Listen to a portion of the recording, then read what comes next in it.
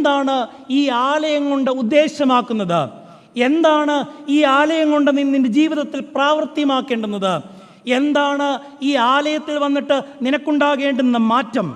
അതാണ് 3 കാര്യങ്ങളെ അക്കമിട്ടുകൊണ്ട് ഇവിടെ പറയുകയാണ്. ഒന്ന് പറയുന്നത് ഇങ്ങനെയാണ്: എൻ്റെ നാമം വിളിക്കപ്പെട്ടിരിക്കുന്ന എൻ്റെ ജനം തങ്ങളെ തന്നെ താഴ്ത്തണം. 2, എൻ്റെ മുഖം അന്വേഷിക്കണം. 3, ദുർമാർഗങ്ങളെ വിട്ടുതിരിയണം. A conditional covenantal relation with God.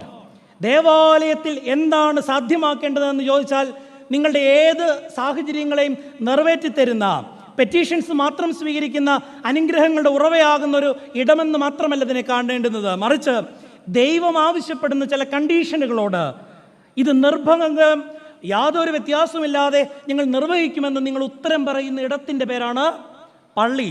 ഞാൻ എന്തിനാണ് ഈ വേദഭാഗം ഇന്ന് എടുത്തതെന്ന് ചോദിച്ചാൽ, ഞാൻ മറ്റൊരു ആശയം പറയാനാണ്. പക്ഷേ ഈ ലൈവുകാരുള്ളത് കൊണ്ട് പറഞ്ഞതൊന്നും വീണ്ടും പറയാൻ പറ്റത്തില്ല. ഇവാനിയാസുകാരൻ നേരത്തെ എന്നെ വിളിച്ച് പറഞ്ഞു ഞങ്ങൾ ലൈവ് ചെയ്യുന്നുണ്ട്, അതുകൊണ്ട് ഫോട്ടോ തരണമെന്ന്. അതുകൊണ്ടാണ് ഞാൻ ഈ വേദഭാഗം എടുത്തത്. നിങ്ങളെല്ലാം ഈ തുമ്പമൺ ഭദ്രാസനത്തിലെ ഒരു അഹങ്കാരമുള്ളവരാ. എങ്ങനെയുള്ളവരാ? എന്താ പറഞ്ഞാലും നിങ്ങൾ പറയും ഞങ്ങളാരാ വലിയ എന്നാ പള്ളിക്കാരാ, വലിയ പള്ളിക്കാരാന്ന് പറയും. ഒരു കാര്യമില്ല, ഒരു കാര്യവും അതിനകത്തില്ല. നിങ്ങളുടെ പള്ളി വലുതാണോ ചെറുതാണോ എന്നുള്ളതല്ല കാര്യം.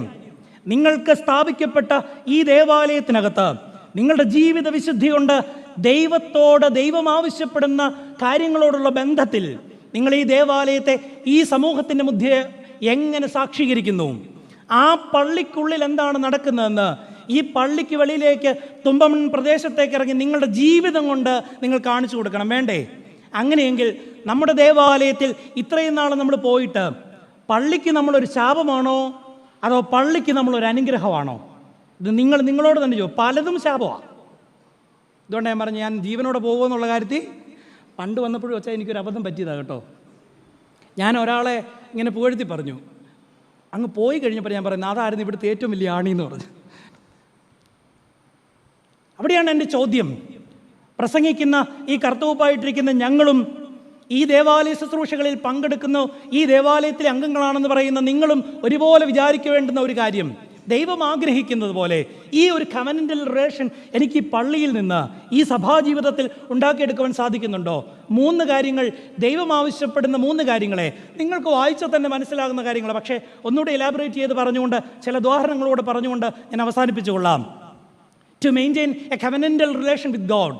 ഒന്നാമത് യഹോവയായ ദൈവം ആഗ്രഹിക്കുന്നത്, പുതിയ നിയമ പശ്ചാത്തലത്തിലേക്ക് ഇത് വന്നാൽ, ഇപ്പം കൊച്ചച്ചൻ ഓർപ്പിച്ചതുപോലെ മനുഷ്യനായിപ്പെടുന്ന ക്രിസ്തു അവൻ നടന്നു കാണിച്ച് അതിൻ്റെ പിന്നാലെ നടക്കാൻ നമ്മളെ പരിശീലിപ്പിച്ച ചില ജീവിത വഴികളിലൂടെ, ചില മനുഷ്യരിലൂടെ ആ ഭാഗങ്ങളിലേക്ക് നമ്മൾ കടന്നെത്തുകയാണ്.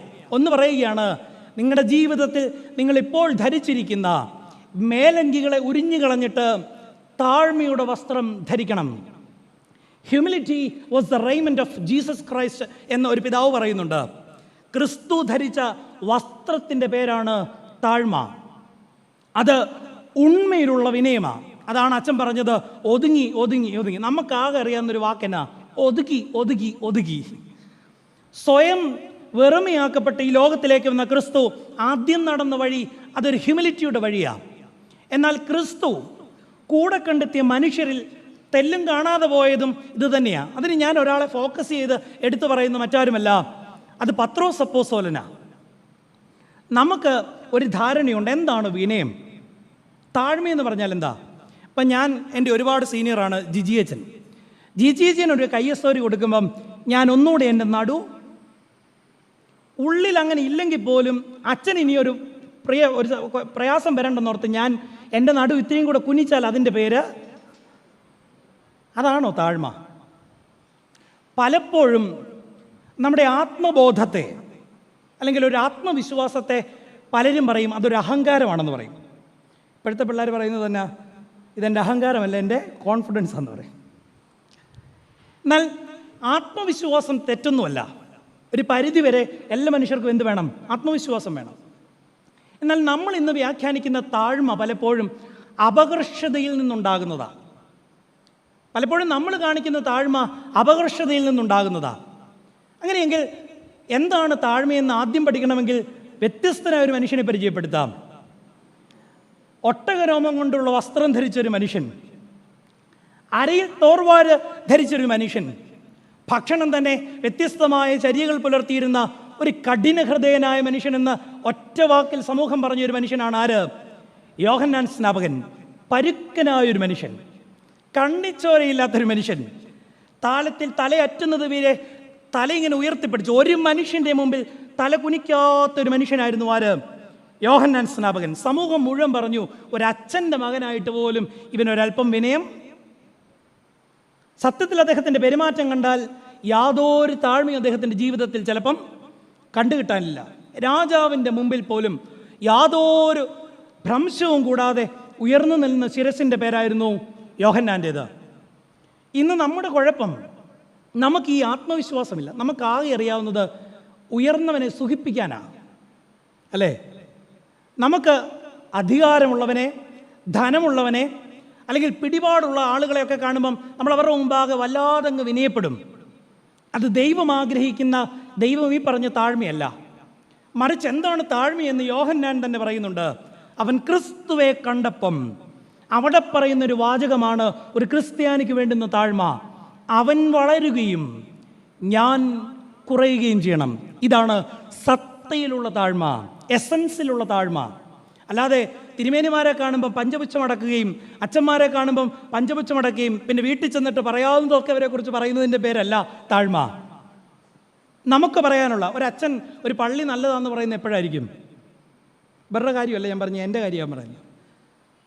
ഒരച്ഛൻ നല്ല പള്ളിയാന്ന് പറയണമെങ്കിൽ എന്താ അതിൻ്റെ ഉത്തരം? യാതൊരു ചോദ്യവും ചോദിക്കാത്ത ഒരു ജനവിഭാഗം ഉണ്ടായാൽ അതിൻ്റെ അർത്ഥം ഇപ്പം പിന്നെ ചോദ്യം മാത്രമേ ഉള്ളൂ, ഒന്നുമില്ല വേറെ. അവിടെയാണ് യോഹന്നാൻ സ്നാപകൻ നമ്മളെ പഠിപ്പിച്ചു, ദൈവം ആഗ്രഹിച്ച താഴ്മ മനുഷ്യൻ്റെ മുൻപാകെയുള്ള ആവശ്യമില്ലാത്ത വിധേയമല്ല, മറിച്ച് അവൻ വളരുകയും ഞാൻ കുറയുകയും ചെയ്യണമെന്ന ബോധമാണ്. ഇത് നമുക്കുണ്ടോ?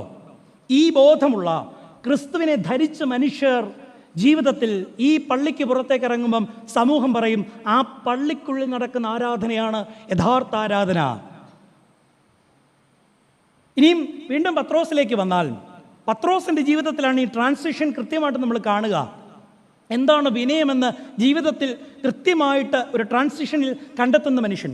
അത് വേറൊന്നും കൊണ്ടല്ല, പത്രോസിനെ ക്രിസ്തു വിളിച്ച നാട്ടിൽ തൊട്ട് വളരെ ത്രസിച്ചു നിന്നൊരു ശിഷ്യനാണ് പത്രോസ് ലീഹ. കാരണം എല്ലാത്തിൻ്റെ മുൻപിലാരും ആദ്യം ശുഭഹോ ഞാൻ പറയുമെന്ന് 12 പേര് പറഞ്ഞുകൊണ്ടിരുന്ന ആളുടെ പേരാണ് ശീമോൻ പത്രോസ്.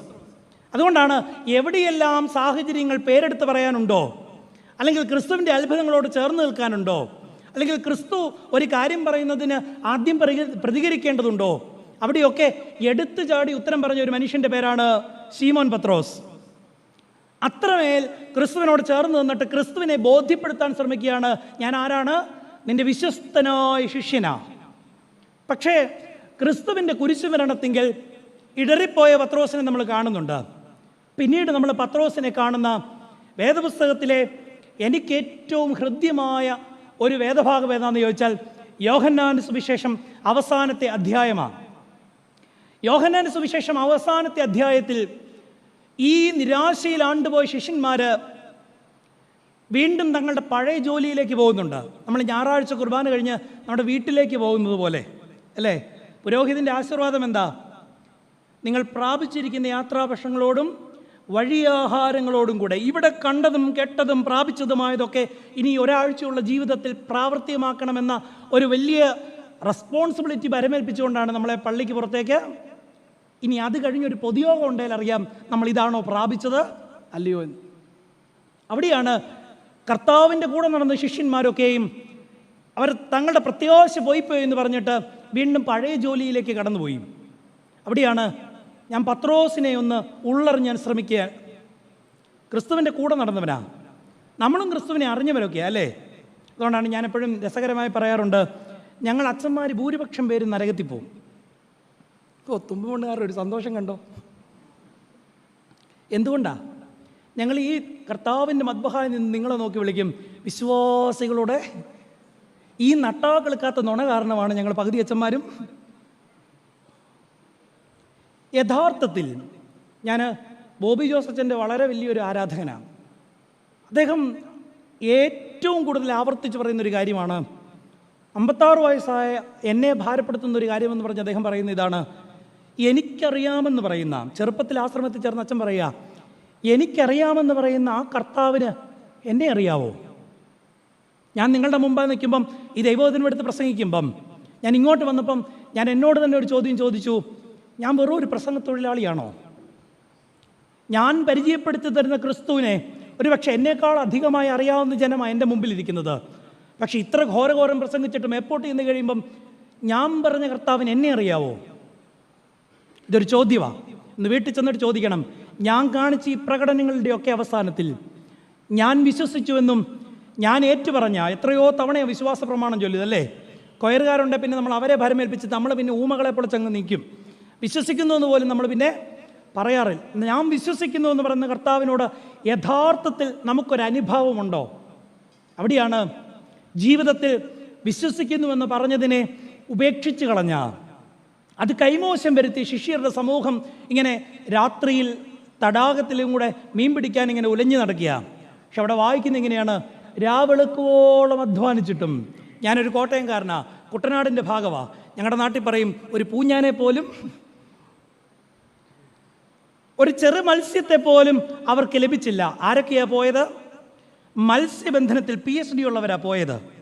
പക്ഷെ രാവെളുക്കുവോളം അധ്വാനിച്ചിട്ടും യാതൊരു മത്സ്യത്തെയും അവർക്ക് ലഭിച്ചില്ല. നിങ്ങൾ എൻ്റെ കൂടെ ഒന്ന് വന്നേ. ഈ കടലിൽ, ഈ പടകിൻ്റെ അറ്റത്ത്, വലിയ അമരത്ത് വലിയ പങ്കായവും വലയും പിടിച്ചുകൊണ്ട് ഒരു മനുഷ്യൻ നിൽപ്പുണ്ട്. നിങ്ങൾ അവൻ്റെ അടുത്ത് ചേർന്ന് നിന്നേ.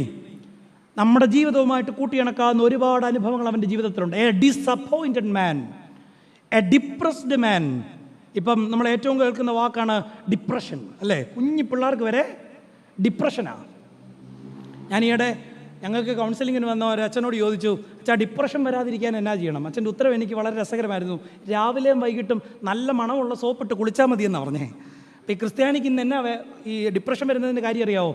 ഞായറാഴ്ച കുളിച്ചിട്ട് പള്ളി വരുന്ന എത്ര എണ്ണം ഉണ്ട് ഇവിടെ? പറയൂ, അച്ഛാ തലമുടി ഉണങ്ങത്തില്ല. അപ്പോൾ ആ ഡിപ്രഷൻ വരാതിരിക്കാനുള്ള ഒരു ഉത്തരം കേട്ട് ഞാൻ ഞെട്ടിപ്പോൾ. എന്താ പറഞ്ഞ്? രാവിലെയും വൈകിട്ടും നല്ല മണമുള്ള സോപ്പിട്ട്. പിന്നെ ഒരെണ്ണം പറഞ്ഞതാണ്, കുമ്പിട്ട് എഴുന്നേക്കണം. ഡിപ്രഷൻ വരാതിരിക്കാനുള്ളതാണ്. അപ്പം നിങ്ങൾ പറയുക, അച്ഛാ വയറ് കാരണം. അത് പോകട്ടെ. പക്ഷേ ഈ പടകിൻ്റെ അറ്റത്തിൽ നിൽക്കുന്ന പത്രോസിൻ്റെ ജീവിതത്തിലെ ഡിപ്രഷൻ എന്നാ? ഈ പ്രയത്നങ്ങളൊക്കെ വിഫലമായിട്ട്. കാരണം ഒരു കാലത്ത് അത്ഭുതങ്ങളുടെ പങ്ക് പറ്റാൻ നിന്നവനാ. ഒരു കാലത്ത് ഈ ക്രിസ്തുവിൻ്റെ ശിഷ്യസമൂഹത്തിനെ നയിച്ചിരുന്നവനാ. ഒരു കാലത്ത് കർത്താവിൻ്റെ ഭാഗമായി നിന്നവനാ, വലങ്കയായി നിന്നവനാ. ഒരിക്കൽ സ്വർഗീയ വെളിപാട് ലഭിച്ചൊരു മനുഷ്യനാ, അല്ലേ? നീ ജീവനുള്ള ദൈവത്തിൻ്റെ പുത്രനായി മശിഹ എന്ന് പറഞ്ഞ് അതിൽ അഭിരമിച്ചൊരു മനുഷ്യനാ. ഒരിക്കൽ ഈ സമൂഹം മുഴുവൻ കാണുക കർത്താവിൻ്റെ അത്ഭുതങ്ങൾക്ക് കൂട്ടുപോന്നവനാ. എത്രയോ പേരുടെ സൗഖ്യത്തിന് സാക്ഷ്യം വഹിച്ചവനാ. പക്ഷെ ഇന്ന് പരാജയത്തിൻ്റെ പടുകുഴിയിൽ ഒന്നും സമ്പാദിക്കാൻ കഴിയാതെ ഈ പടകിൻ്റെ അറ്റത്ത് ഇങ്ങനെ വളരെ നിരാശപ്പെട്ട് പത്രോസ് നിന്നിട്ട് പത്രോസ് തിരിച്ചറിഞ്ഞു, ഞാൻ വെറും ശൂന്യനാ. നമ്മൾ ഈ പള്ളിക്കുള്ളിൽ വന്നിട്ട് നമ്മൾ വിചാരിച്ചില്ലേ, ഞാനില്ലെങ്കിൽ പള്ളി മുന്നോട്ട്? അങ്ങനെ വിചാരിക്കുന്ന പലരും ഉണ്ട്. ഞങ്ങൾ അച്ഛന്മാരും വിചാരിക്കും. ട്രാൻസ്ഫറായി പോകുമ്പം ഈ പള്ളിക്കാരുടെ സെൻഡ് ഓഫ് മീറ്റിങ്ങിലെ പ്രസംഗം കേൾക്കുമ്പോൾ ഞങ്ങൾ വിചാരിക്കും, അയ്യോ ഇനിയും തുമ്പമണ്ണ് പള്ളി അടച്ചിടണം. വെറുതെയാ. അടുത്ത അച്ഛൻ വരുമ്പോൾ ഇത് തന്നെ നമ്മൾ വിചാരിക്കും നമുക്ക് ശേഷം പ്രളയം ഒന്നുമില്ല.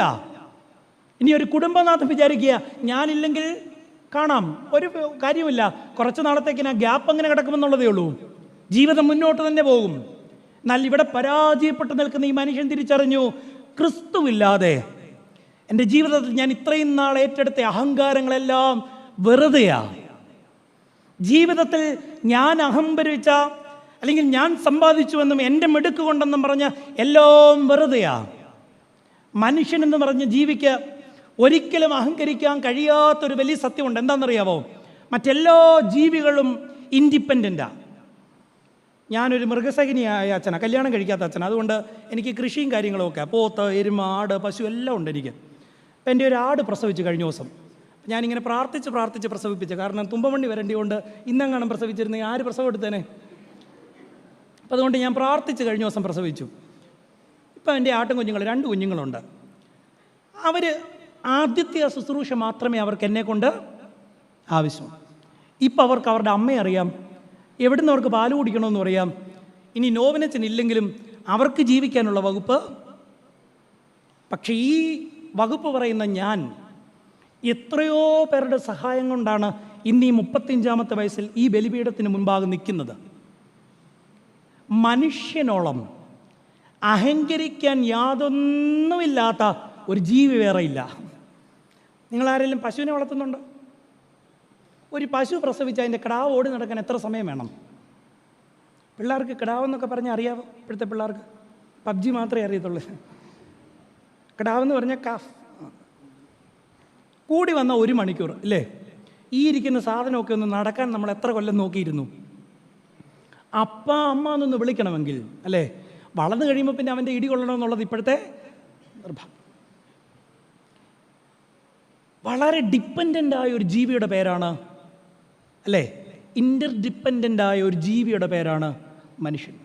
അതുകൊണ്ടാണല്ലോ ഈ വലിയ ഗീർവാണം പറയുന്ന പുരുഷന്മാരുൾപ്പെടെ കുഞ്ഞിലെ അങ്ങോട്ട് ജനിച്ചു വീണ് കഴിഞ്ഞ് ഏറ്റവും അവർക്ക് ആവശ്യമുള്ള ഒരാളാരാന്ന് ചോദിച്ചാൽ അമ്മയാണ്. ഞാനൊരു സന്യാസിയാണെങ്കിലും ഇപ്പോഴും എനിക്കൊരു പനി വന്നാൽ ആശുപത്രി പോകുന്നതിനേക്കാൾ എനിക്ക് ധൈര്യം എൻ്റെ അമ്മയുടെ അടുക്ക് പോകുന്ന. ഒരു മരുന്നും വേണ്ട, എൻ്റെ അമ്മ അടുത്തുണ്ടെങ്കിൽ എനിക്കൊരു വലിയ, ശരിയാണോ തെറ്റാണോ എന്ന് എനിക്കറിയില്ല. അപ്പം നമ്മൾ ആദ്യം അമ്മ കയ്യെ പിടിച്ച് നടക്കാൻ അമ്മ നമുക്ക് ആവശ്യമുള്ളതൊക്കെ തന്നു. സ്കൂളിൽ കൊണ്ടുവിടുമ്പം നമ്മൾ അമ്മയുടെ സാരി തുമ്പെ പിടിച്ചുകൊണ്ടാണ് നടന്നത് അല്ലേ? ഇപ്പോൾ സാരിയൊക്കെ മാറി ചുരിദാറിൻ്റെ തുമ്പെ പിടിച്ചു. ഇപ്പം ഇനി വരും കാലത്ത് ജീൻസിൻ്റെ തുമ്പെ പിടിക്കേണ്ടി വരും. പിടിക്കാൻ പറ്റുമോ എനിക്കറിയില്ല. പക്ഷെ കുറച്ചങ്ങോട്ട് വളർന്നു കഴിഞ്ഞ് മീശയൊക്കെ വെച്ച് കഴിയുമ്പോഴത്തേക്കിന് നമുക്ക് മനസ്സിലായി ഇനി ഈ ചുരിദാറെ മാത്രം പിടിച്ചിട്ട്, അപ്പോഴാണ് കാണാൻ കൊള്ളാവുന്ന മറ്റു ചുരിദാറുകൾ കാണുമ്പോൾ നമ്മൾ അവത്തെ മരണം വരെ മറ്റാരുടെയെങ്കിലുമൊക്കെ ഒരു തണലും താങ്ങും നമുക്ക് ആവശ്യമാണ് അല്ലേ? ഇല്ലെന്ന് പറയാൻ പറ്റുമോ? ഇപ്പം നമ്മുടെ കുഞ്ഞുങ്ങളൊക്കെ പറയുന്നത് നിങ്ങൾക്ക് കല്യാണം കഴിക്കേണ്ട അച്ഛാന്നാ.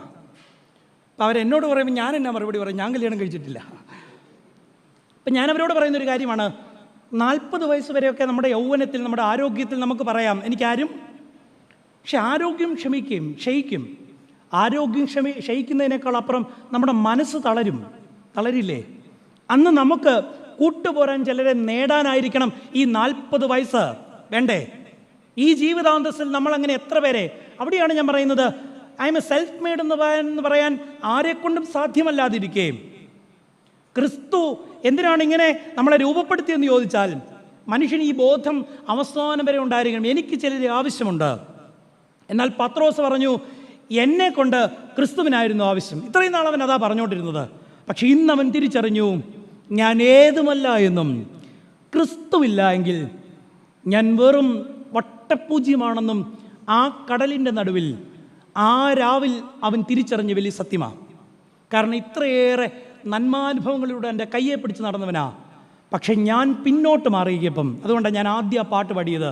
യേശുവിൻ്റെ പിന്നാലെ ഞാൻ പോകാമെന്ന് പറഞ്ഞപ്പം എൻ്റെ ആത്മാവിനോട് പറഞ്ഞ അടുത്ത വാചകമാ, ഇനി പിന്നോട്ടൊരു യാത്ര ഇല്ല. ഇനി പിന്നോട്ടൊരു യാത്രയില്ല. അവിടെയാണ് പത്രോസിൻ്റെ ജീവിതത്തിലുണ്ടായൊരു മാറ്റം. ഞാൻ സത്യസന്ധമായിട്ട് പറഞ്ഞാൽ ഇന്നലെ രാത്രി 1 മണി വരെ ഇരുന്നാണ് ഈ പ്രസംഗം തയ്യാറാക്കിയത്. എൻ്റെ പുതിയ പ്രസംഗമൊന്നുമല്ല, പറഞ്ഞ കാര്യങ്ങളൊക്കെ തന്നെയാണ്.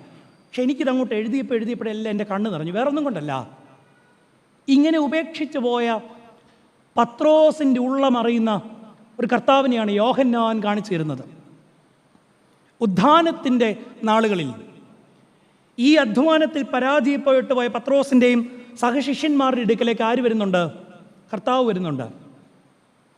കർത്താവിൻ്റെ ഒരു ശബ്ദം ഇവരോട് ചോദിക്കുകയാണ്, കുഞ്ഞുങ്ങളെ കൂട്ടുവാൻ വല്ലതും നിങ്ങളുടെ കയ്യിൽ? നിങ്ങളെല്ലാ ഈ വെല്ലുവിളിക്കാരോടും കർത്താവ് ചോദിക്കും, ഇത്രയും വർഷം ഈ പള്ളി പോയിട്ട് നിങ്ങളുടെ കയ്യിൽ വല്ലതും ഉണ്ടോ? നിങ്ങൾ എന്നാ പറയും? ഒരു വാഴയ്ക്കായും ഇല്ല. ഞങ്ങൾ പള്ളിയിൽ പോയി കുർബാന കണ്ടു, ഞങ്ങൾ തിരിച്ചു പോകുന്നു. ഞങ്ങളെ കൊണ്ട് പിടിക്കാവുന്നതല്ല ഞങ്ങളവിടെ അലങ്കരിക്കാവുന്ന സ്ഥാനങ്ങളൊക്കെ. അവിടെയാണ് ഈ ചോദ്യം, വളരെ വളരെ കഠിനമായൊരു ചോദ്യം. കുഞ്ഞുങ്ങളെ കൂട്ടുവാൻ വല്ലതും കയ്യിലുണ്ടോ? അവർ പറഞ്ഞു ഇല്ല. അടുത്ത വാചകം ഇതാണ്, നിങ്ങൾ വലതുവശത്തേക്ക് വലയിറക്കുവിൻ. പിന്നീട് അവരുടെ ശ്രദ്ധ ഉലഞ്ഞു പോവുകയാണ്. എന്തുകൊണ്ടാ? അവർക്ക് മനസ്സിലായി വല മുഴുവൻ മത്സ്യമാണ്. ഇനി ഈ മത്സ്യത്തിലേക്കല്ല അവർ നോട്ടം, ഇത് പറഞ്ഞ് സ്വരം ഇവിടെ നിന്ന.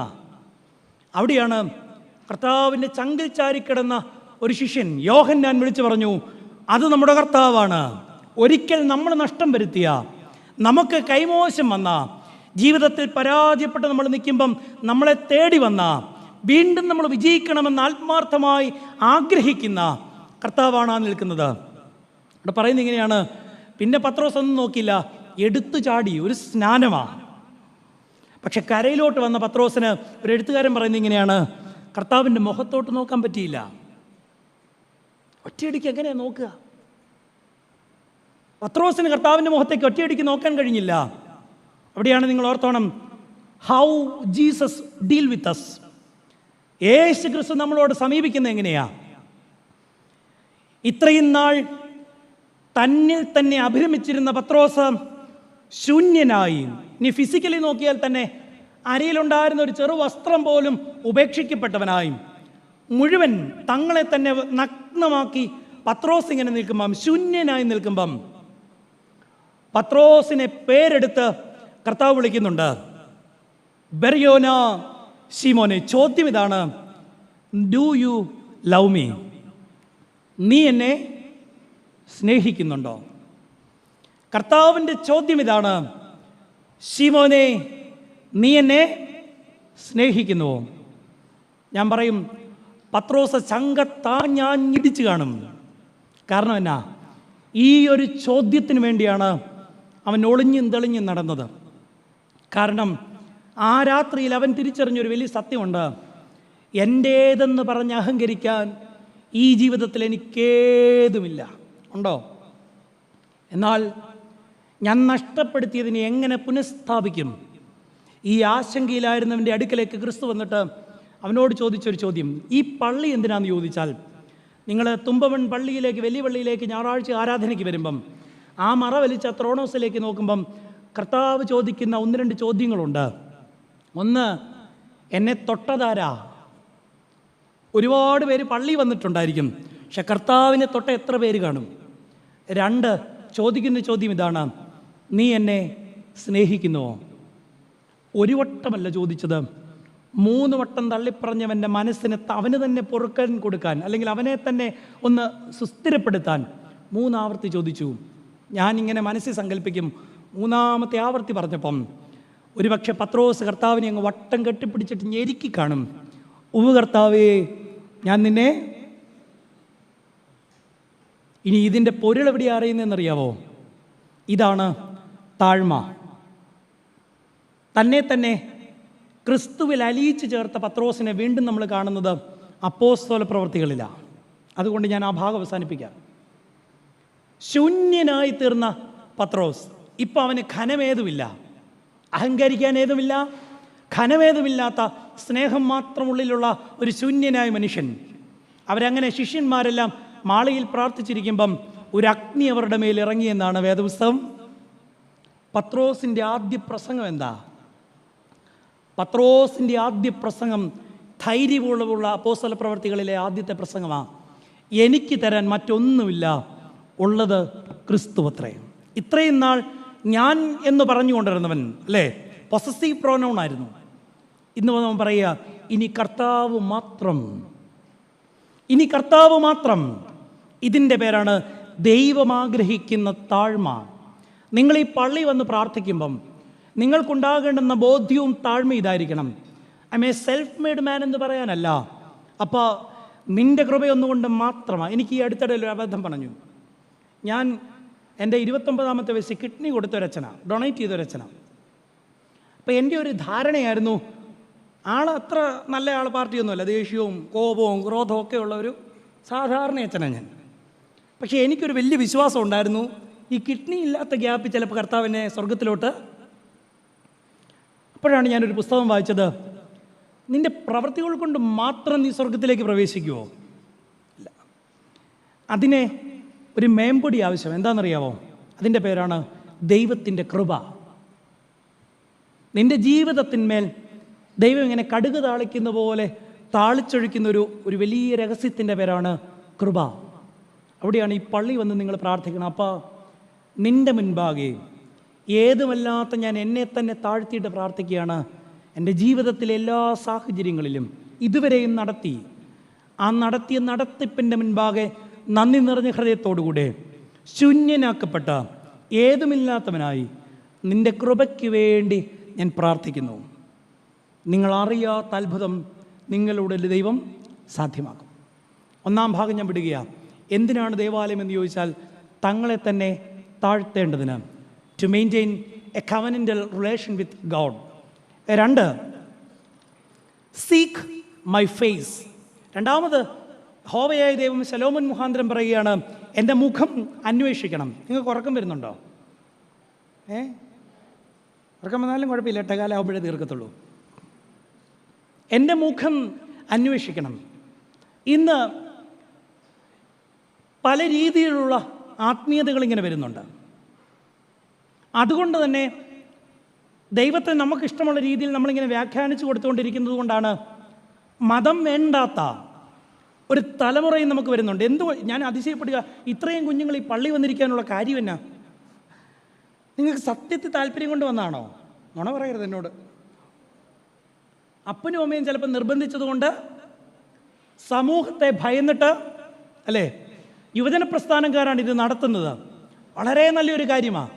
പക്ഷേ ഇത് നിർവഹിക്കുന്ന യുവജന പ്രസ്ഥാനക്കാരുടെ ജീവിതത്തിൽ ഒരു പരിമരത്തിന്മേൽ നടന്നതുപോലെ, അല്ലേ? എനിക്കൊന്ന് ഇന്നലെ എൻ്റെ സഹോദരനാണെന്ന് തോന്നുന്നു സ്വാഗതം പറഞ്ഞു, അജിനച്ചൻ സ്വാഗതം പറഞ്ഞു പരിമലയിലേക്കുള്ള നടത്തത്തിൻ്റെ പേരല്ല പരിമല തീർത്ഥയാത്ര ആണോ? അങ്ങനെയാണോ അച്ഛൻ പറഞ്ഞേ? ഏകദേശം അതുപോലൊക്കെ തന്നെയാണ്. ഞാനും ലൈവ് കുറച്ച് കേട്ടു, അല്ലേ? പരിമലയ്ക്ക് നടക്കാൻ വലിയ ഇഷ്ടമാണ് നമുക്ക്. ഞാനും എല്ലാ കൊല്ലവും നടക്കും. തോർത്തൊരെണ്ണം മേടിച്ച് തോളയിലിടും, ഒരു ചെരുപ്പ് മേടിക്കും. നാട്ടുകാരെ മുഴുവൻ നമ്മുടെ ആ വിഷമം മുഴുവൻ നമ്മൾ കാണിച്ചാണ്.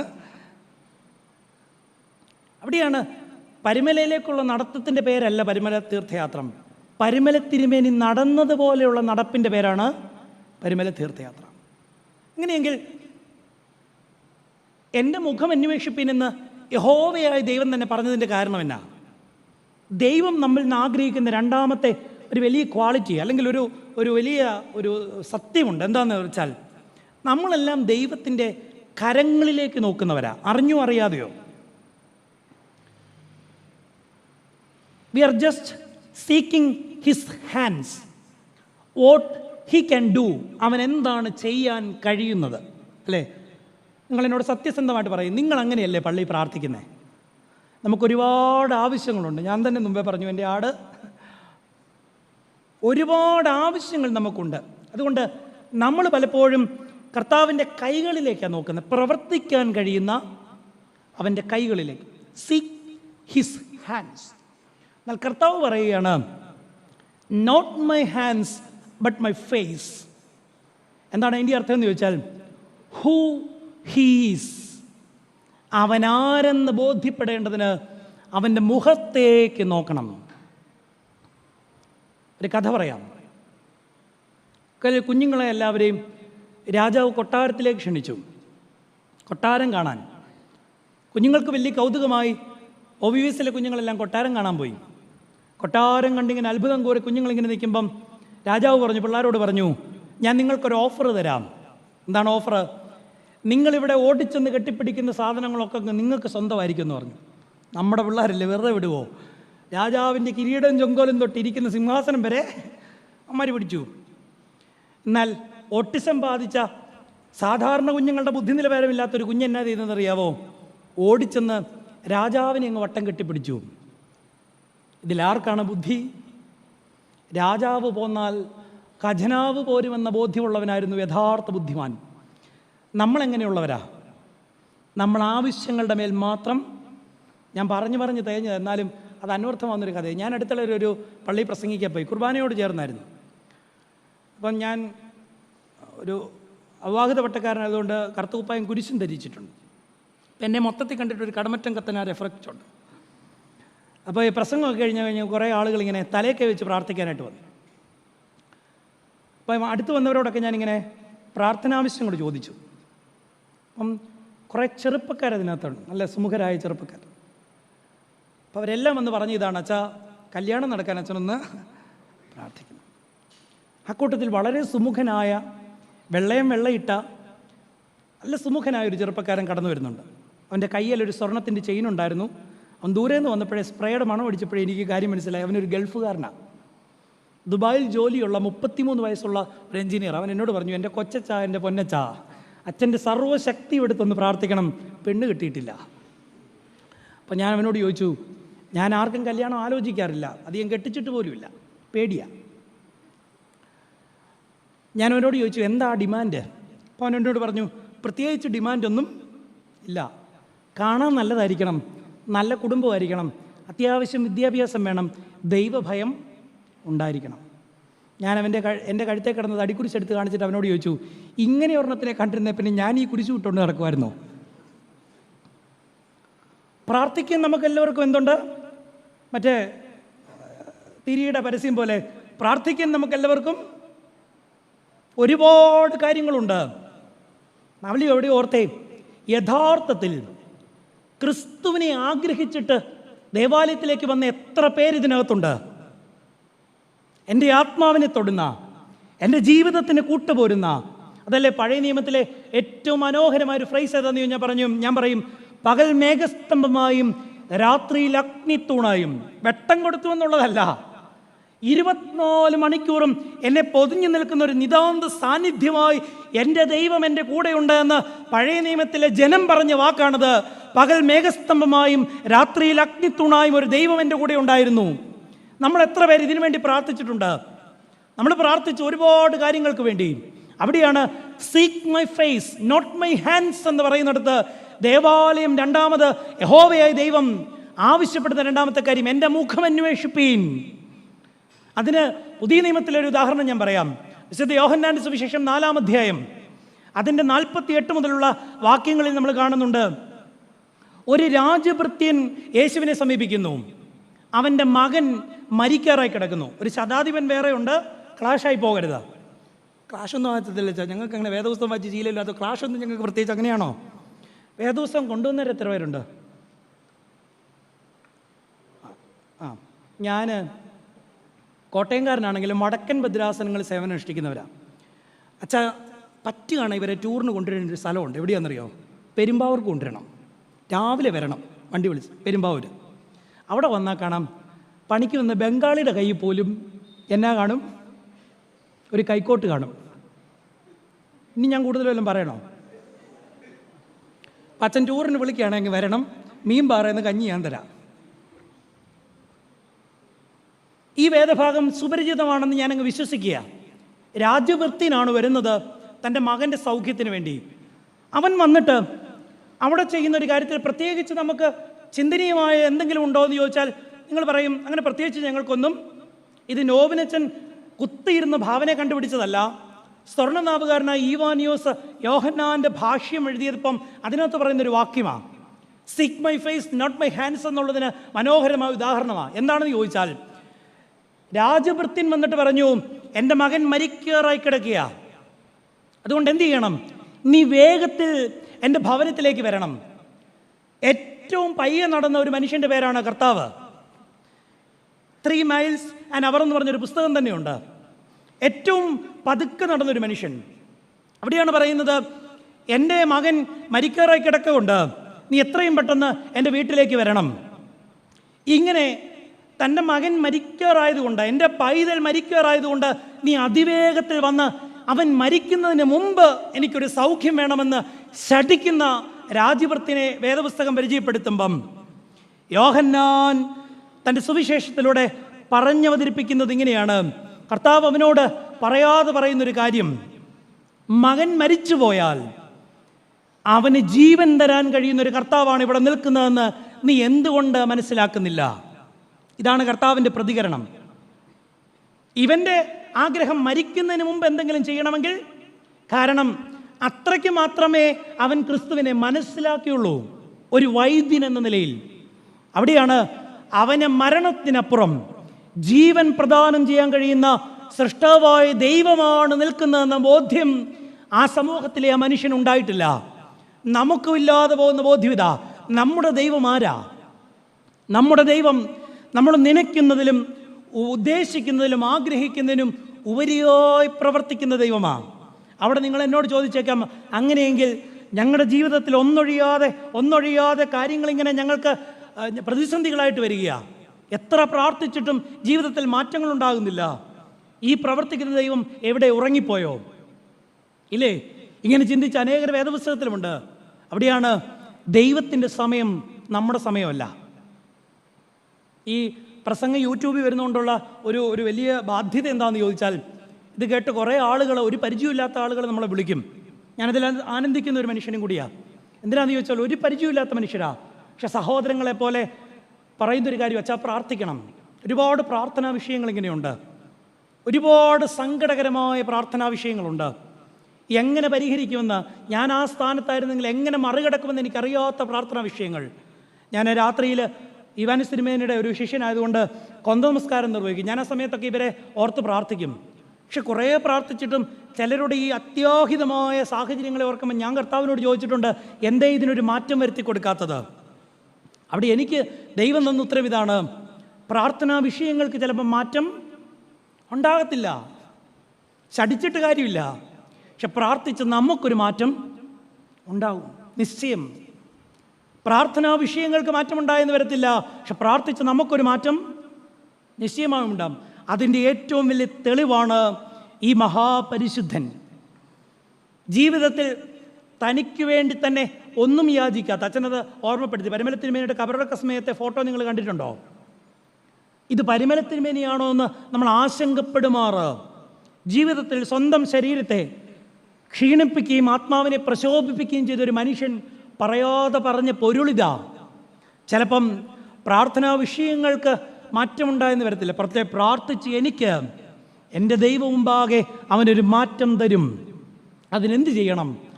സർവശക്തനായ ദൈവത്തിൻ്റെ മുഖത്തേക്ക് നോക്കണം. അവൻ പ്രവർത്തിക്കുന്ന സമയത്തേക്ക് കാത്തിരിക്കണം. ഇത് നമുക്ക് സാധ്യമാവുന്നുണ്ടോ? മൂന്നാമത്തെ ഒരു കാര്യം കൂടെ പറഞ്ഞുകൊണ്ട് ഞാൻ അവസാനിപ്പിക്കാം. മൂന്നാമത്, ദേവാലയം ദൈവബന്ധത്തിൽ നിന്ന് ആവശ്യപ്പെടുന്ന മൂന്നാമത്തെ കാര്യം, ദുർമാർഗങ്ങളെ വിട്ടുതിരിയണം. Avoid your wicked ways.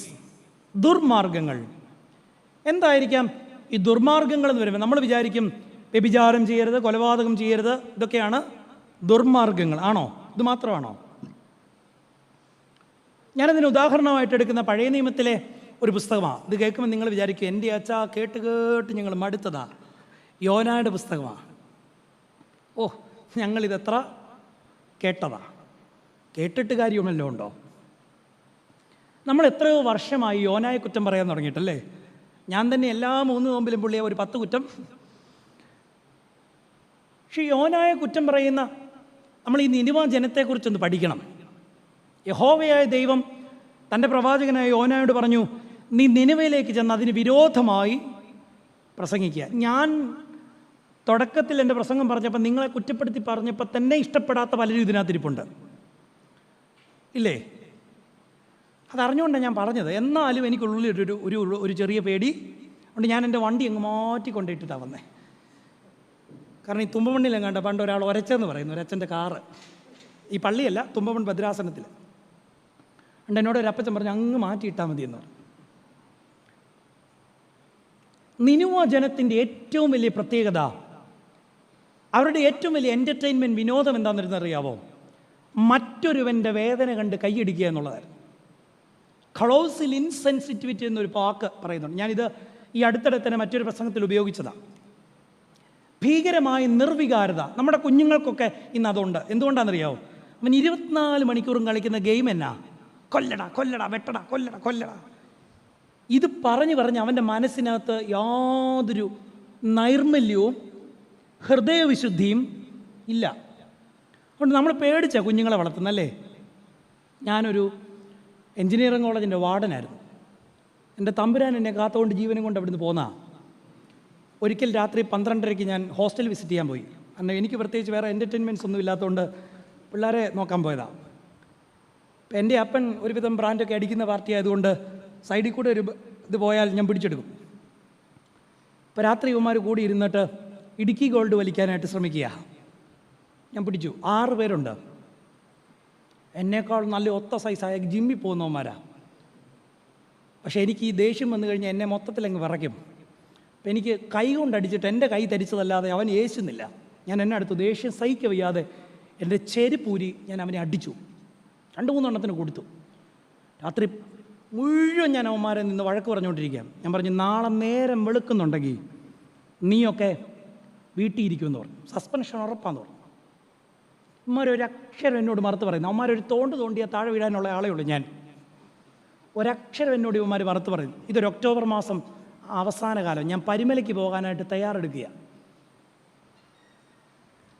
ഞാൻ ഇത്ര കഠിന ഹൃദയനായി ഇവന്മാരെ തല്ലി പഴിപ്പിച്ച് ഇങ്ങനെ ദേഷ്യപ്പെട്ടിങ്ങനെ വിറച്ച് നിൽക്കുമ്പം അതിനകത്തൊരു ഓർത്തഡോക്സുകാരൻ എന്നോടൊരു ചോദ്യം ചോദിച്ചു. ചോദ്യം ഇതാണ്: ഇത്രയേറെ തലകുനിച്ച് നിന്ന് ഇനി ഞങ്ങളെ ജീവിതത്തിൽ ആവർത്തിക്കത്തില്ല എന്ന് പലകുറി ഏറ്റു പറഞ്ഞിട്ട് ഞങ്ങളോട് കരുണ തോന്നാത്ത അച്ഛൻ ഇനി പരിമലയ്ക്ക് നടന്നിട്ട് വല്ല പ്രയോജനമുണ്ടോ ചാ? അവൻ അത്രയും ബുദ്ധി വന്നത് എനിക്ക് ഭയങ്കര അതിശയമായിപ്പോയി. പക്ഷെ അവൻ ചോദിച്ച ചോദ്യം പ്രസക്തമാണ്. ആണോ? അവരനോട് കരുണ തോന്നാത്ത ഞാൻ എൻ്റെ കാല് പൊട്ടിച്ച് പരിമലയുടെ മണ്ണിലേക്ക് ചവിട്ടിയിട്ട് എന്ത് പ്രയോജനം? ഞാൻ അവന്മാരെ വെറുതെ വിട്ടു. ഇന്ന് ആ കുഞ്ഞുങ്ങളെല്ലാം നല്ല മിടുക്കരായിട്ടിരിപ്പുണ്ട്. നിനുവാജനത്തിൻ്റെ ഏറ്റവും വലിയ പാപം, അവർക്കൊരു ആംഫി തിയേറ്റർ പോലെ ഒരു സ്റ്റേഡിയം ഉണ്ട്. അതിനകത്ത് അവരുടെ ഏറ്റവും വലിയ വിരോധം പാവപ്പെട്ട മനുഷ്യരെ കൊണ്ട് നടുക്ക് നിർത്തും, വന്യമൃഗങ്ങളെ അഴിച്ചുവിടും. ജീവരക്ഷയ്ക്ക് വേണ്ടി ഈ മനുഷ്യരിങ്ങനെ അയ്യം വിളിച്ചോടുമ്പം ഇവരെ ഈ വന്യമൃഗങ്ങൾ പിടിച്ച് കടിച്ചു കീറി കൊല്ലുന്നത് കണ്ട് കൈയടിച്ച് ആഹ്ലാദിച്ചിരുന്ന ജനമായിരുന്നു ആര്? നിനുവാജനം. മറ്റൊരുവൻ്റെ വേദന, മരണകരമായ വേദന കണ്ട് ആസ്വദിച്ചിരുന്നവരായിരുന്നു നിനുവാജനം. ഈ ജനത്തെക്കുറിച്ച് ബോധ്യമുള്ളത് കൊണ്ടാണ് പ്രവാചകൻ പറഞ്ഞത് അവന്മാരുടെ അടുക്കലോട്ട് പ്രസംഗിക്കാൻ. ഇപ്പം മനസ്സിലായോ? ഇനി യോനായെ കുറ്റം പറയാവോ? ഇനിയും ദൈവം യോനായെ പിടിച്ച് ഉഴച്ച് തിരിച്ചു കൊണ്ടുവന്ന് നിനിവയിലേക്ക് ഇട്ടു. അതൊന്നും ഞാൻ പറയുന്നില്ല. യാതൊരു ആത്മാർത്ഥതയില്ലാത്തൊരു പ്രസംഗം, മനുഷ്യൻ്റെ അനുതാപം ആഗ്രഹിക്കാത്തൊരു പ്രസംഗം യോന നടത്തി. എന്താ? 40 ദിവസത്തിനകം നിനിവ നശിക്കും. നിങ്ങൾ 3 ദിവസം പ്രസംഗം കേട്ടു. ആദ്യത്തെ ദിവസത്തെ തലക്കുറി വാക്ക് തന്നെയായിരുന്നു.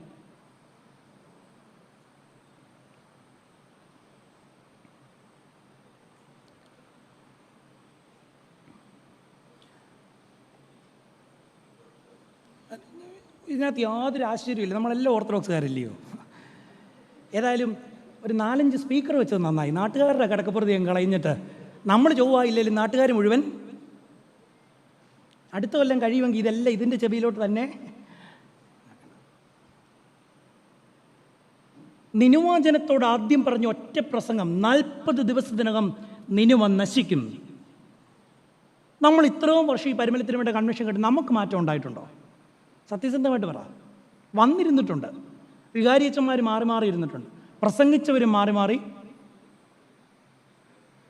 ഇവിടെയാണ് ഇത്. ഞാൻ നിങ്ങളെ വന്നപ്പോൾ തൊട്ടച്ഛൻ പരിഹസിക്കുകയാണല്ലോ, കുറ്റപ്പെടുത്തുകയാണെന്ന് നിങ്ങൾ വിചാരിക്കുക. എൻ്റെ ആത്മഭാരത്തിൽ നിന്ന് ഞാൻ പറയും. നമ്മളൊരു സഭയായി സമൂഹമായി നിന്നിട്ട് പ്രത്യേകിച്ച് യാതൊരു പ്രതിഫലനങ്ങളും നമ്മളിൽ നിന്നുണ്ടാകുന്നില്ല എന്ന് മറ്റ് സമൂഹം പറയുക. ഈ അടുത്തിടയിൽ ഒരു ഇൻ്റർവ്യൂ കേട്ടത് ഇങ്ങനെയാണ്: 30 വർഷത്തിനകം യാക്കോബായ ഓർത്തഡോക്സ് സഭകൾ കേരളത്തിൽ നിന്ന് ഇല്ലാതാകുമെന്ന് പറഞ്ഞ്. കോറപ്പിസ്കോപ്പ പോകാനുള്ള പ്രായം പോലും ആകത്തില്ല അച്ഛാ. അച്ഛനൊക്കെ രക്ഷപ്പെടുമായിരിക്കും. 60 വയസ്സ് പോലും എനിക്കാകത്തില്ലെന്ന് ഓർത്തിട്ടാ. എന്നാലും സന്യാസി ചെയ്തുകൊണ്ട് എനിക്കൊരു ആശ്രമമുണ്ട്, കുർബാനയിൽ ഇരിക്കും, ആരും ഇല്ലെങ്കിലും. അജിനച്ചൻ്റെ കാര്യം എന്നാ ചെയ്യും? ലിജിനച്ചൻ്റെ കാര്യം എന്നാ ചെയ്യും?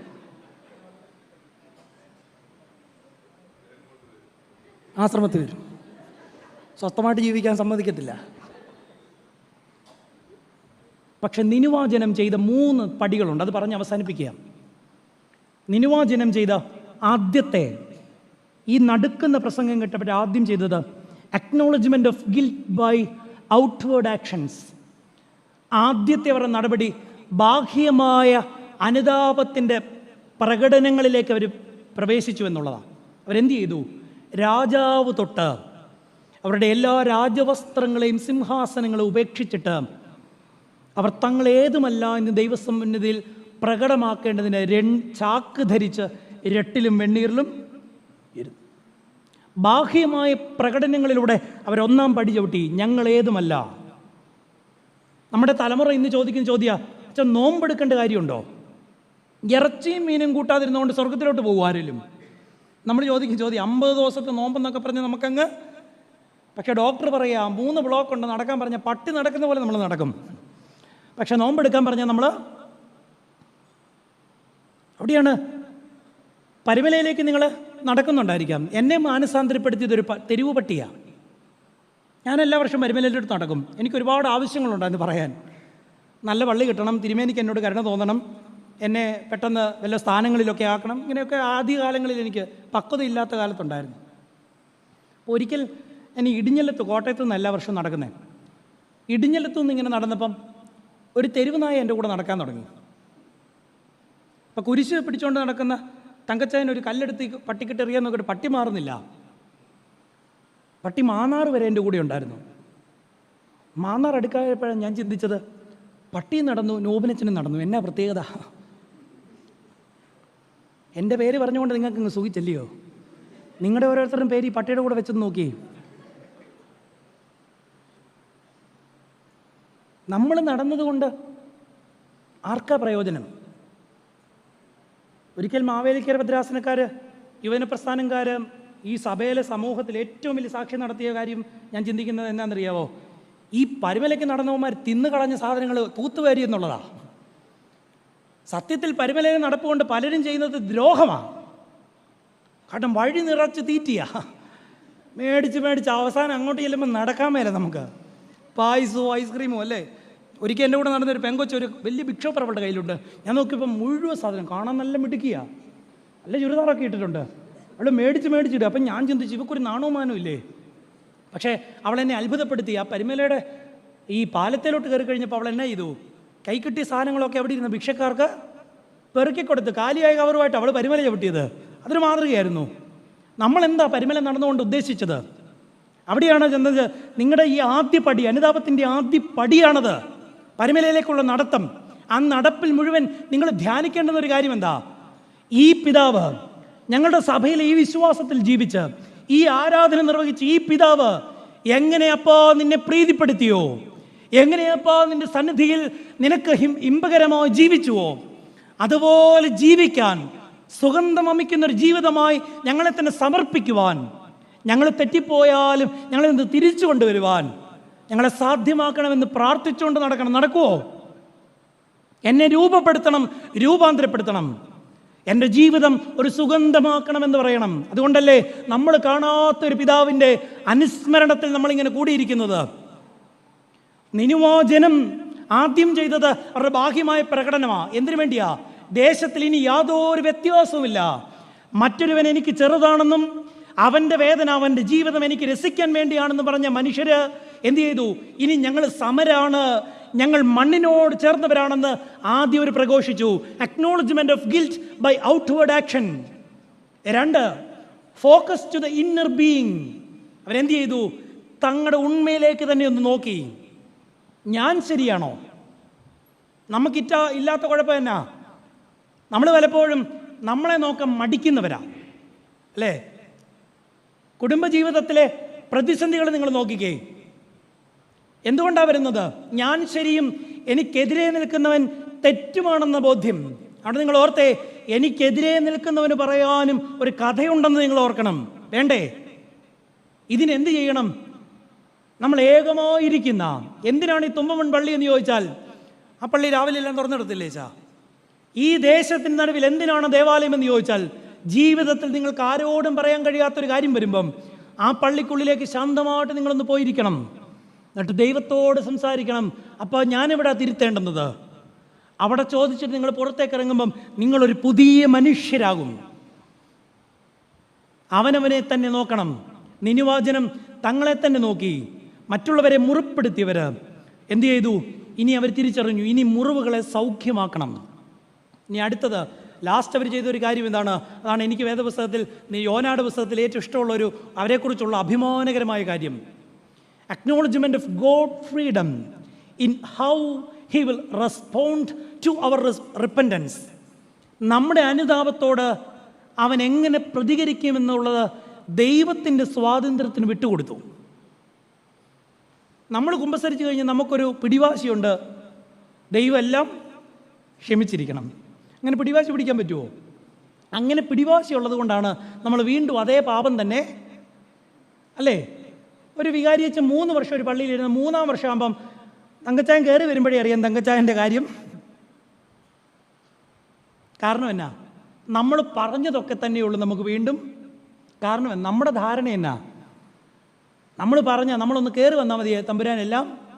അവിടെയാണ് നിനുവചനം പറയുന്നു, അവൻ പൊറുക്കുമോ ഇല്ലയോ എന്ന് എനിക്കറിയില്ല, പക്ഷെ അനുദപിക്കുക എന്ന ഞങ്ങളുടെ കടമ ദൈവസ്ഥനെ നിർവഹിച്ച അവൻ്റെ സ്വാതന്ത്ര്യത്തിന് മുൻപാകെ ഞങ്ങളെ തന്നെ താഴ്ത്തുന്നു. അതുകൊണ്ട് ആ പുസ്തകം അവസാനിക്കുന്നത് എങ്ങനെയാണെന്നറിയാമോ? വേദപുസ്തകത്തിലേക്ക് ഞാൻ പറയും, ഏറ്റവും മനോഹരമായൊരു കൺക്ലൂഷനുള്ളൊരു പുസ്തകം, ഉത്തരമില്ലാത്ത ചോദ്യത്തോടു കൂടി അവസാനിക്കുന്ന പുസ്തകം യോനായുടെ പുസ്തകമാണ്. എന്താണ് ചോദ്യവും ഉത്തരവും? ചോദ്യം ഇതാണ്: ആവണക്ക് നിമിത്തം ക്രോധം കൊണ്ട് ജ്വലിച്ചു നിൽക്കുന്ന യോനായോട് യഹോവയായ ദൈവം ചോദിക്കുകയാണ്, നീ അധ്വാനിക്കുകയോ നീ വളർത്തുകയോ ചെയ്തിട്ടില്ലാത്ത ആവണക്കിനോട് നിനക്ക് അയ്യോ ഭാവം തോന്നുന്നുവെങ്കിൽ, ഇടം കൈയും വലം കൈയും തിരിച്ചറിവില്ലാത്ത 1,20,000 ചില്ലുവാനും മനുഷ്യരും കന്നുകാലികളുമുള്ള ഈ നിനുവാചനത്തോട് എനിക്ക് അയ്യോ ഭാവം തോന്നരുതോ? ഈ ദുഷ്വഴികളെ, വിക്കഡ് വേയ്സ്, അതിനെ ഉപേക്ഷിച്ചാലുള്ള അനുഗ്രഹമാണ് ഞാൻ പറഞ്ഞത്. അവൻ്റെ കരുണ ഇളകും. എന്തിനാണ് ദൈവാലയം എന്ന് ചോദിച്ചാൽ, മൂന്നാമത് അവൻ്റെ കരുണയെ ഇളക്കാനുള്ള, നമ്മുടെ ദുർഭാഗ്യങ്ങളെ വിട്ടുതിരിയാൻ നമ്മളെ പ്രേരിപ്പിക്കുന്ന ഇടമാകണം നമ്മുടെ പള്ളി. ഈ 3 കാര്യങ്ങളാണ് ദൈവാലയത്തിൽ വന്ന് ചെയ്യണമെന്ന് ഞാൻ ബോധപൂർവ്വം ഓർപ്പിച്ചത്. എൻ്റെ പ്രസംഗം അവസാനിപ്പിക്കട്ടെ. ജ്ഞാനിയായ ശലോമോൻ ദൈവാലയം പ്രതിഷ്ഠിച്ച് ദൈവത്തോട് പ്രാർത്ഥിച്ചതിന് ദൈവം കൊടുത്ത ഉത്തരം, I need my people as A covenant community. ഉടമ്പടിയുടെ ജനമായി എനിക്കവരെ വേണം. ദേശത്ത് ക്ഷാമം ഉണ്ടാകാതിരിക്കാൻ, ദേശത്തിന് വെട്ടിക്കളി വരാതിരിക്കാൻ, മഴ തടുക്കാതിരിക്കാൻ, ഈ ജനത്തിന് അനുഗ്രഹം ലഭിക്കേണ്ടതിന് അവരെന്ത് ചെയ്യണം? എന്നോട് വിശ്വസ്തരായിരിക്കണം. 3 കാര്യങ്ങൾ, 3 കണ്ടീഷൻസ് ദൈവം ആവശ്യപ്പെടുന്നതാണ് ഞാൻ പറഞ്ഞത്. 1, തങ്ങളെ തന്നെ, ഞാൻ ചോദിക്കാൻ പാടില്ലായിരുന്നല്ലോ അല്ലേ, തങ്ങളെ തന്നെ താഴ്ത്തണം. എളിമ എന്ന് പറഞ്ഞാൽ മറ്റൊരാളുടെ മുൻപാകെ വെറുതെ തലകുനിക്കുന്നതിൻ്റെ പേരല്ല, ഉണ്മയിലുള്ള, നമ്മളെ തന്നെ ശൂന്യമാക്കി ദൈവം നിറയ്ക്കുന്ന ആ അനുഭവത്തിൻ്റെ പേരാണ് താഴ്മ. ക്രിസ്തു ധരിച്ച താഴ്മ, അവൻ വളരുകയും ഞാൻ കുറയുകയും ചെയ്യുന്ന താഴ്മ. തങ്ങളെ തന്നെ താഴ്ത്തണം. 2 എന്താ പറഞ്ഞത്? ഏതായാലും ദുർമാർഗങ്ങളല്ല 2 പറഞ്ഞത്.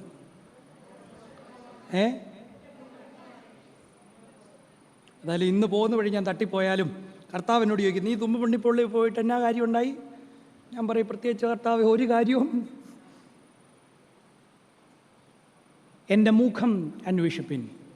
നിങ്ങളുടെ ദേവാലയം ഒരു പലചരക്ക് കടയല്ല.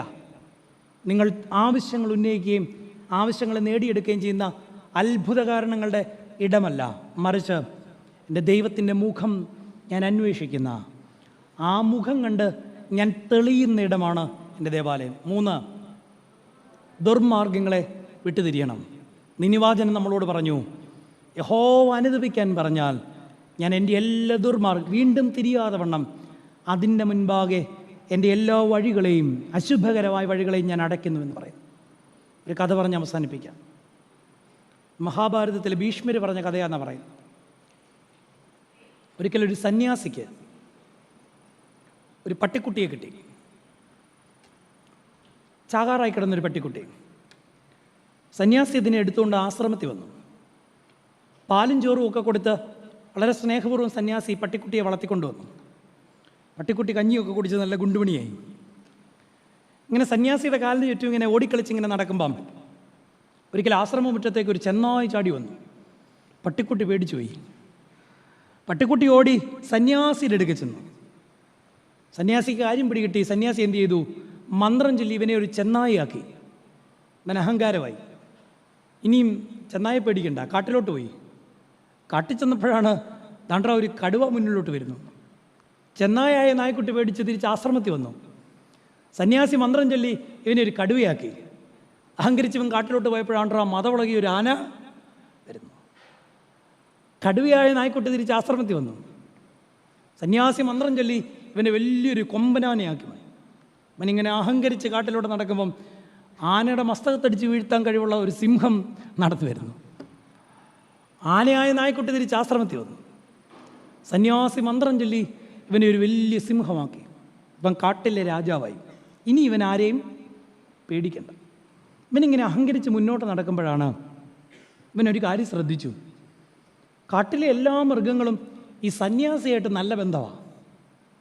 ഇവരെല്ലാം ഇടയ്ക്കിടയ്ക്ക് ആശ്രമത്തിൽ പോകുന്നുണ്ട്. എൻ്റെ പഴയ കഥ അറിയാവുന്ന ഒരാളെ ഉള്ളൂ ഈ ലോകത്ത്. ആരാ? ഞാൻ ആരായിരുന്നു? ഒരു ഞാവാലിപ്പട്ടിയായിരുന്നു. എൻ്റെ പഴയ കഥ അറിയാവുന്ന ഒറ്റ ഒരാളെ ഈ ലോകത്തിലുള്ളൂ. അതുകൊണ്ട് എന്ത് ചെയ്യണം? ഈ സന്യാസി അങ്ങ് കൊന്നുകളയണം. കഥ അവസാനിക്കുന്ന ഇങ്ങനെയാണ്. അലറി വിളിച്ചുകൊണ്ട് സിംഹം ആശ്രമമുറ്റത്തേക്ക് വന്നു സന്യാസിയെ കൊല്ലാൻ. സന്യാസി മന്ത്രം ചൊല്ലി ആ പഴയ നായ്ക്കുട്ടിയാക്കി ആശ്രമത്തിൻ്റെ മൂലയ്ക്ക് കെട്ടിയിട്ടെന്ന. നമ്മളീ സഭയിൽ ജനിച്ചു വളർന്നിട്ട് നമ്മളിങ്ങനെ ഇരിക്കുമ്പം, നമ്മളിങ്ങനെയൊക്കെ ആയിരിക്കുമ്പം നമ്മൾ വിചാരിക്കും നമ്മൾ ചിലതൊക്കെ നേടി, നമ്മൾ ചിലതൊക്കെ ആയി, നമ്മളുണ്ടത് കൊണ്ടാണ് ഇങ്ങനെ ചിലതൊക്കെ പോകുന്നത്. പക്ഷെ തമ്പുരാനൊന്ന് വിചാരിച്ചാൽ നമ്മളൊന്നും. ഈ ബോധമാണ് മനുഷ്യജീവിതത്തിൻ്റെ ഏറ്റവും അടിസ്ഥാന ആവശ്യ ഘടകം. അതുകൊണ്ടാണ് ഓർത്തഡോക്സ് ആരാധന ഈ ബോധങ്ങളിലേക്ക് വഴിതെളിക്കുന്ന ആരാധനയായി പ്രശോഭിക്കുന്നത്. ദൈവത്തിൻ്റെ പരിശുദ്ധാത്മാവ് നിങ്ങളെ രൂപപ്പെടുത്തട്ടെ, നിങ്ങളുടെ ജീവിതത്തിന് സൗഖ്യവും സൗരഭ്യം പകരട്ടെ എന്ന് ആത്മാർത്ഥമായിട്ട് പ്രാർത്ഥിക്കുന്നു.